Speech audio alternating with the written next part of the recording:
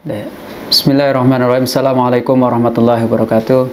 Alhamdulillahirrabbilalamin. Salatu wassalamu ala sayyidina Muhammadin wa ala alihi wa sahbihi ajma'in. Rabbi shrah li sadri wa yassir li amri wa hlul 'uqdatam min lisani yafqahu qawli. Apa kabar anak-anakku sekalian? Semoga kabar kalian di rumah baik-baik saja dan selalu mendapatkan lindungan dari Allah Subhanahu wa taala. Kita berjumpa lagi dalam materi pendidikan agama Islam. Untuk materi pada hari ini kita akan bahas yaitu tentang Islam memberikan kemudahan melalui sholat jamak dan qashar. Sebelum pelajaran saya mulai, mari kita sama-sama berdoa. Semoga apa yang kita pelajari pada hari ini mendapatkan ilmu yang bermanfaat baik di dunia maupun di akhirat. Kita berdoa dengan membaca surat Al-Fatihah. Kalian di rumah mengikuti bacaan surat Al-Fatihah. Al-Fatihah. A'udzu billahi minasy syaithanir rajim. Bismillahirrahmanirrahim. Alhamdulillahi rabbil alamin.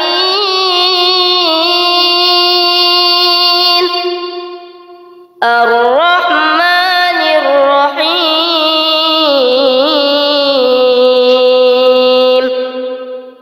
Maliki yaumiddin.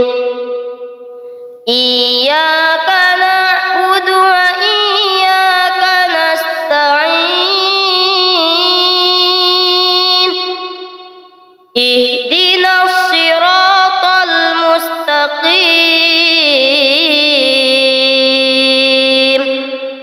Siratal ladzina an'amta 'alaihim ghairil maghdubi 'alaihim waladdallin.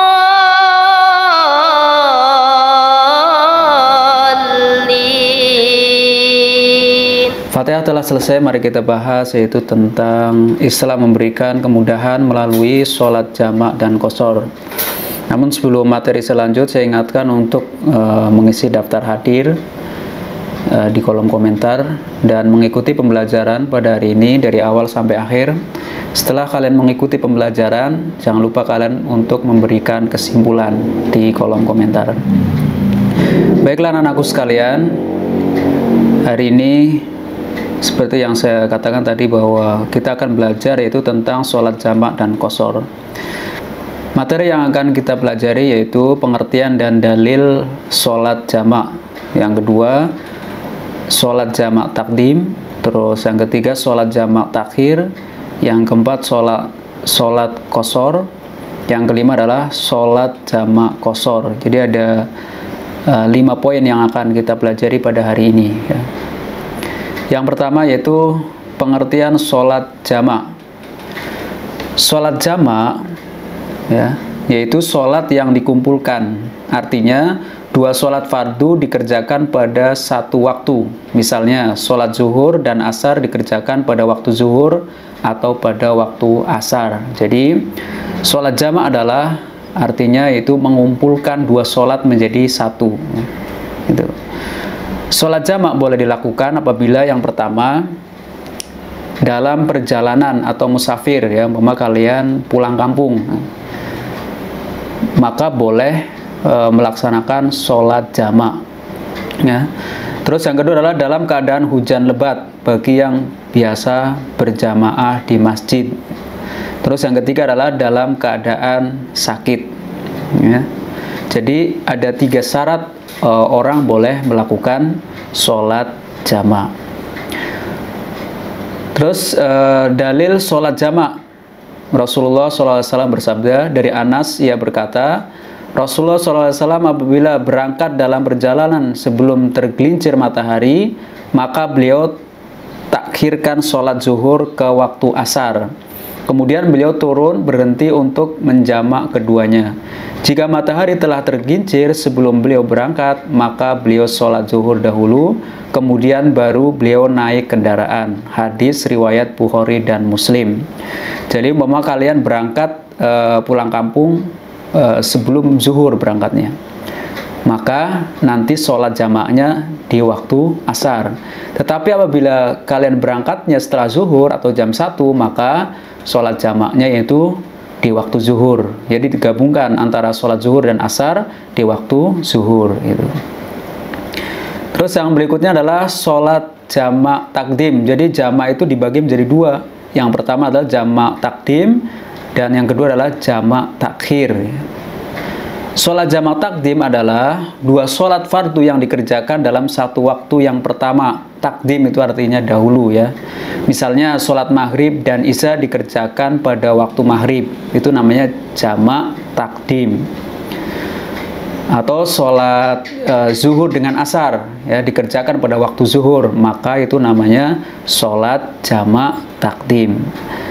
Terus syarat jamak takdim yang pertama mendahulukan sholat yang pertama. Nah, sholat zuhur dengan asar, maka yang didahulukan adalah sholat zuhurnya terlebih dahulu ya. Kemudian sholat yang kedua yaitu sholat asar misalnya, atau maghrib dengan isya, maka sholat maghrib terlebih dahulu, baru setelah itu sholat isya. Yang kedua adalah niat jamak pada waktu mengerjakan sholat yang pertama ya. Terus yang ketiga adalah berturut-turut antara sholat yang pertama dan yang kedua. Jadi jamak itu dalam menjamak harus berurutan, tidak boleh diselingi, mau ngobrol dulu atau makan dulu, minum kopi dulu, nggak boleh. Jadi harus berturut-turut antara sholat yang pertama dan sholat yang kedua ya, tanpa diselingi sesuatu.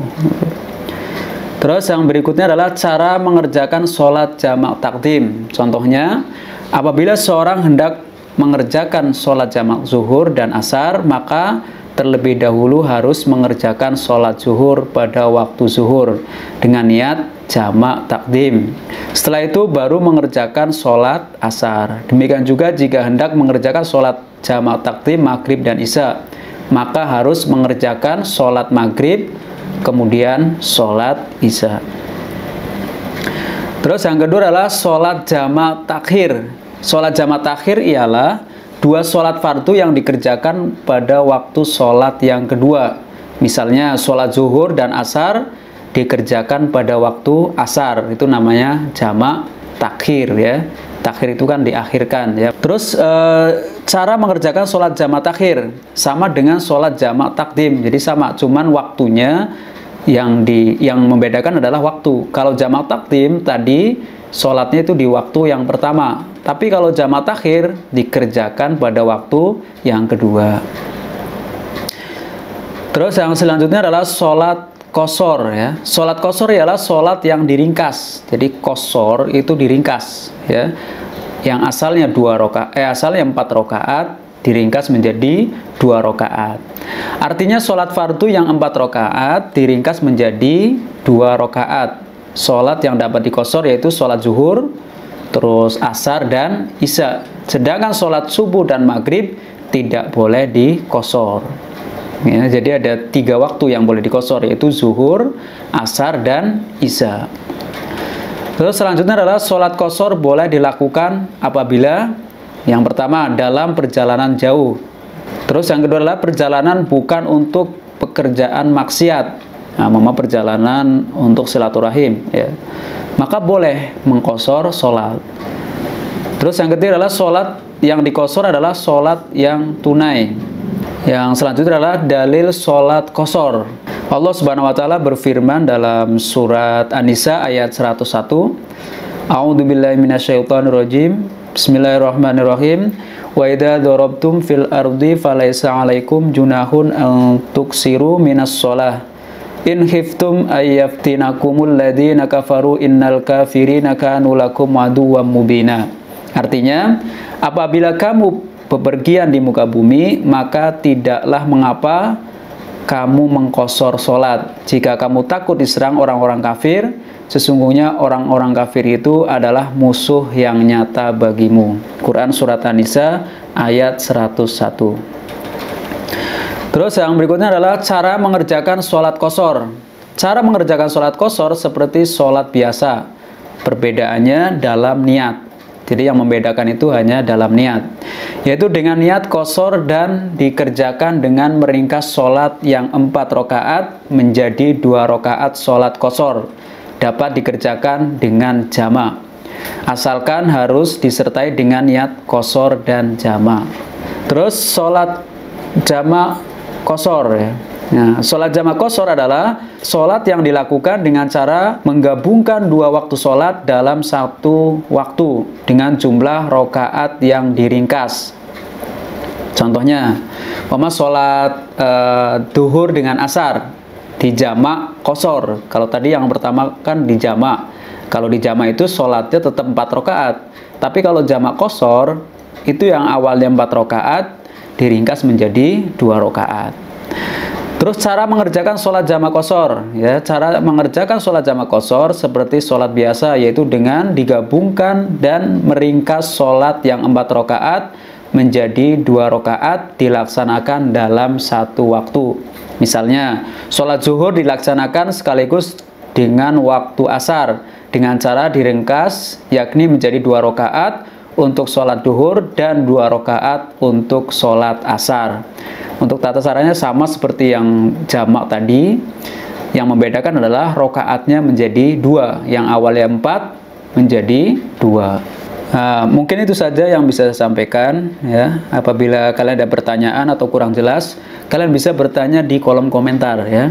Dan saya ingatkan lagi untuk yang belum mengisi daftar hadir, kalian isi daftar hadir, lalu berikan kesimpulan di kolom komentar. Saya akhiri. Assalamualaikum warahmatullahi wabarakatuh.